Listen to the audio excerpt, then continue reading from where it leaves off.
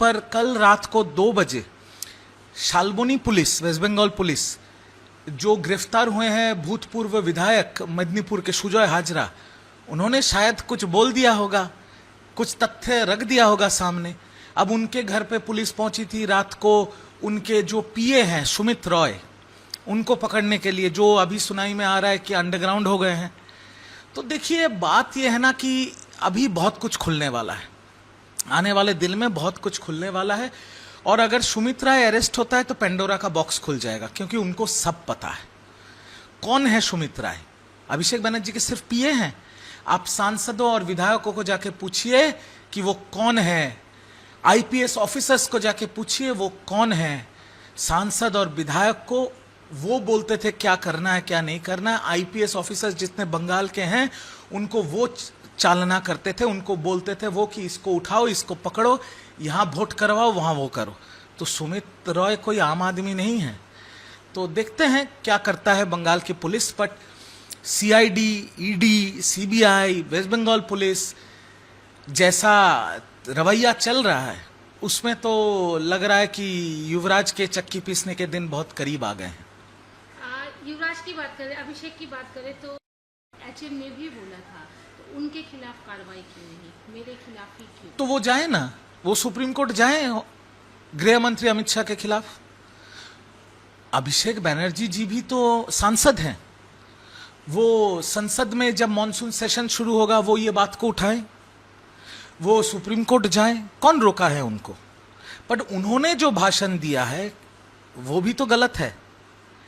आज मैं गलती करूं और कोई और भी गलती करे, अगर मैं मान भी लेता हूं इस बात को, तो मेरी गलती तो सही नहीं हो जाती।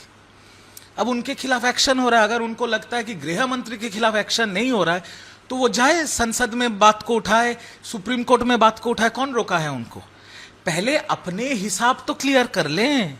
और मुझे तो, आप जब मेरा इंटरव्यू ले रहे हैं, मेरे पास अभी एक व्हाट्सएप आया है कि आधे घंटे पहले बिष्णुपुर थाना में उनके खिलाफ अम्फान जो हुआ था ना, अम्फान जो तूफान हुआ था, अम्फान का 250 करोड़ रुपया इधर उधर करने का एक एफआईआर दर्ज हुआ है बिष्णुपुर पुलिस स्टेशन में।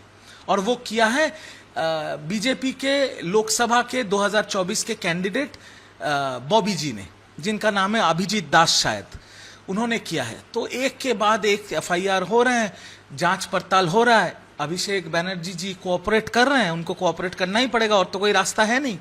बाकी कानून के हिसाब से चलेगा। एक चीज और, अभिषेक ने कल जूनियर होकर डिसरिस्पेक्ट करते हैं। अभिषेक का कहना है कि वो फादर फिगर जैसे हैं, उन्होंने मुझे छोटे से बड़ा किया है, उन्हें हक है मुझे कुछ भी बोलने का। देखिए, कल्याण बनर्जी ने भी उन्हें माफ कर दिया बेटा बोलकर। चलिए ठीक है, अभी मुंह बोले बाप बेटे का रिश्ता अच्छा लग रहा है देखने में, इसमें कोई दिक्कत नहीं है। और कल्याण बनर्जी एक बहुत बड़े लीडर हैं, 4 टाइम के सांसद हैं, और आज के डेट में कल्याण बनर्जी को तृणमूल कांग्रेस का जरूरत नहीं है, तृणमूल कांग्रेस को कल्याण बनर्जी का जरूरत है। तो अभिषेक बनर्जी जी ने व्हाइट फ्लैग दिखाया है, कल्याण बनर्जी ने माफ कर लिया है, बढ़िया बात है। पर कल्याण बनर्जी जी ने जो बात बोला था, लोकसभा के सांसद जो बोल रहे हैं, विधायक जो बोल रहे हैं, हम लोग जैसे कार्यकर्ता जो बात बोल रहे हैं कि तृणमूल कांग्रेस का इस हालत के पीछे का कारण है अभिषेक बनर्जी, वो बात खत्म नहीं होती है और वो बात रह जाती है। अब दीदी को चुनना पड़ेगा, अभिषेक बनर्जी या तृणमूल कांग्रेस, सब देखना पड़ेगा ममता बनर्जी किसे चुनती है। आपने बोला कि कल्याण को अभिषेक की नहीं बल्कि अभिषेक या पार्टी को कल्याण की है, क्या यही वजह है जिसकी वजह से अभिषेक नरम पड़ गए और उन्होंने एक मुंह बोले फादर और सन का एक रिलेशनशिप बता दिया? हो ही सकता है, क्योंकि देखिए अभी तो आपको सब छोड़ के जा रहे हैं, अभी तो कोई बचा नहीं है। एक व्यक्ति है कल्याण बनर्जी जो 4 टाइम के सांसद है, ऊपर से सुप्रीम कोर्ट के लॉयर भी हैं, वो जो पहले अभिषेक बनर्जी जी के सारे मामलों में वही एडवोकेट ऑन रिकॉर्ड थे। तो शायद इसीलिए थोड़ा नरम पड़ गए, क्योंकि अभी कल्याण बनर्जी जी को जरूरत पड़ेगी आने वाले दिनों में।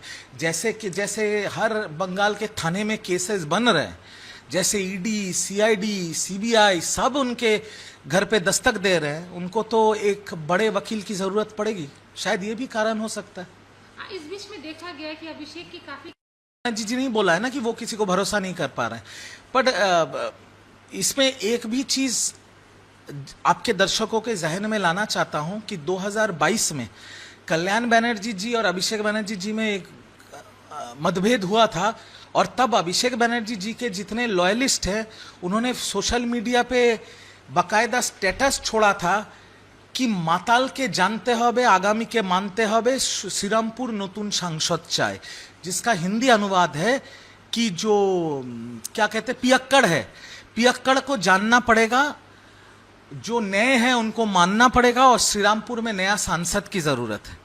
ये अभिषेक बनर्जी जी के लॉबी से ही ये पूरा कार्यक्रम चला था 2022 में। तो अगर कल्याण जी ये सब भूल के उनको बेटे की तरह माफ कर दे तो कल्याण बनर्जी जी का बड़प्पन है ये। ठीक है, अगर अब सांसदों की बात होती है तो जो रिबेल्ड सांसद है वो लोग सब दिल्ली जा रहे हैं, ऑलमोस्ट कुछ पहुंच गए, कुछ रास्ते में पहुंच जाएंगे, क्योंकि स्पीकर को सोमवार को उनको मिलना है। उसके पहले मुख्यमंत्री के साथ उनकी एक बैठक होगी। कितनी अहम मानी जा रही है ये बैठक, क्योंकि बैठक जो उनकी मुख्यमंत्री थी उनके साथ नहीं है, वो पूर्व हो चुकी है। जो मुख्यमंत्री है दूसरे पार्टी के, उनके साथ बैठक है। देखिए, आपको एक चीज समझना पड़ेगा इसमें दो अलग अलग सिचुएशंस है। एक सिचुएशन ये है कि ये जो सांसद हैं ये लोगों के वोट से चुने हुए सांसद हैं, तो इनके अपने सांसदीय क्षेत्र में लोगों के लिए काम करना है, और वो काम करना मुमकिन नहीं होगा अगर बंगाल के मुख्यमंत्री का समर्थन उन्हें ना मिले तो। और दूसरा कारण ये है कि एनडीए की जो सरकार है, कुछ ही दिनों पहले विमेन रिजर्वेशन और डिमिलिटेशन बिल वो ला नहीं पाए, वो टेबल किए थे पर ला नहीं पाए क्योंकि उनको वोट्स मिले नहीं। पर अभी बहुत सारे इंपॉर्टेंट बिल्स है जो संसद में टेबल होने वाले हैं। उसमें विमेन रिजर्वेशन बिल है, उसमें डिलिमिटेशन बिल है, उसमें one nation one election bill है, उसमें यूनिफॉर्म सिविल कोड का बिल है। तो देश के हित में जो बिल है उनको समर्थन चाहिए संसदों के वोट का, और उसके लिए अगर ये जो बागी तृणमूल के सांसद हैं, अगर वो बंगाल के मुख्यमंत्री जो भाजपा के मुख्यमंत्री शुभेंदु जी उनके साथ बात करें, या भाजपा के साथ बात करें, या भूपेंद्र यादव जी के साथ बात करके अगर एक सम्मति होती है कि देश के हित में हम काम करेंगे और हमें जो जिन जनताओं ने वोट देके हमें भेजा है उनके हित में हम काम करेंगे, और उसके लिए देश के लिए जो जो बिल टेबल किया जाएगा उसमें हम समर्थन देंगे, तो ये तो बीजेपी के लिए विन विन सिचुएशन है, क्योंकि उनको तो ये सांसदों को बीजेपी में लेना भी नहीं पड़ेगा, और वो वोट भी दे सकते हैं या वोट से इनकार भी कर सकते हैं। दोनों तरीके से फायदा तो एनडीए सरकार को ही होगी और देश का फायदा होगा, तो ये तो हर जगह से विन विन सिचुएशन। आपने जैसे बिल की बात की, बिल बोलिए या फिर क्वेश्चंस की बात करें, तो ऋतुव्रत जो है उन्होंने भी ये बात कही कि 0 आवर के जो क्वेश्चंस होते थे या फिर बिल प्रेजेंस जो होता था,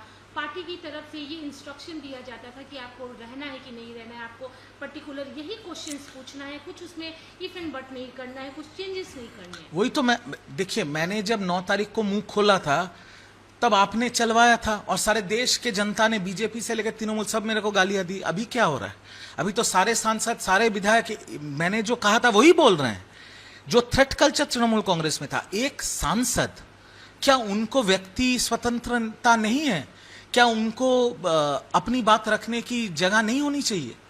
आज अगर एक सांसद 0 आवर में अपनी बात रखनी चाहे, वो क्यों नहीं रख पाएंगे? क्यों उनको बोल दिया जाएगा कि यही बोलना पड़ेगा? और ऋतुव्रत बंदोपाध्याय तो थे राज्यसभा में। राज्यसभा जो तृणमूल कांग्रेस की चलाते हैं क्विज मास्टर, वो तो सोचते हैं कि राज्यसभा उनकी बपौती है, वो तो सोचते हैं राज्यसभा उनकी बपौती है। सुखेंदु शेखर राय जिन्होंने आज इस्तीफा दे दिया, इतने सीनियर एमपी, इनको लास्ट बेंच में बिठाते थे, इनके साथ ऐसी बदतमीजियां होती थी, सबके साथ ऐसी बदतमीजी वो करते हैं। और अभी सब लोग इसीलिए मुंह खोल रहे हैं क्योंकि भय खत्म हो गया, सत्ता परिवर्तन हो गया बंगाल में। अभी थ्रेट कल्चर अभिषेक बनर्जी और क्विज मास्टर का चलेगा नहीं। अभी संसद जो उनका दिल कहेगा, जैसे रिजू दत्ता एएनआई के सामने वही बोल रहा है जो उसका दिल कह रहा है, उसका दिल मान रहा है, मैं वही करूंगा जो मेरे देश के हित में होगा। तो उसी तरीके से जो सांसद इतने दिनों से डर के वजह से चुप बैठे थे, आज वो अपनी दिल की सुन रहे हैं, वो देश के हित में काम करना चाह रहे हैं। इसमें गलत क्या है?